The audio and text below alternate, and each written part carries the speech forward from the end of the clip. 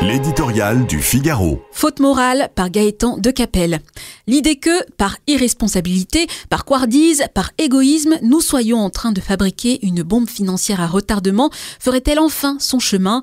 À en croire les récents sondages, l'explosion de la dette entre désormais dans les préoccupations premières des Français.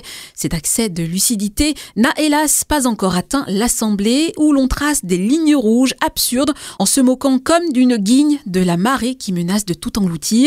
Cette désinvolture ne laisse pas d'étonner tant les chiffres donnent le vertige. L'an prochain, la France, déjà endettée jusqu'au cou, 3 300 milliards au dernier pointage, empruntera encore 300 milliards sur les marchés, non pour préparer l'avenir en investissant, mais pour boucler ses fins de mois, payer ses pensions et rembourser ses dettes. Pendant que dans les hautes sphères, on regarde ailleurs, les signaux d'alarme se multiplient.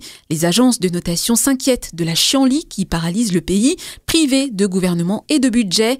Les grands créanciers internationaux, guère plus rassurés, nous font payer plus cher nos emprunts. On ne peut soupçonner François Bayrou d'ignorer la gravité de la situation.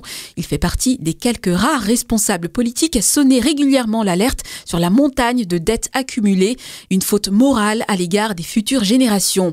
Mais face à 80% de députés enclins à dépenser plus, qui ont déjà œuvré pour détricoter les quelques mesures d'économie annoncées par son prédécesseur, on voit mal comment il va s'y prendre pour élaborer un budget crédible, surtout en entamant les discussions par une faute inexcusable, la remise en question de la réforme des retraites. Quoi qu'en pensent ses détracteurs, la loi de 2023 portant l'âge de départ à 64 ans est déjà dépassée.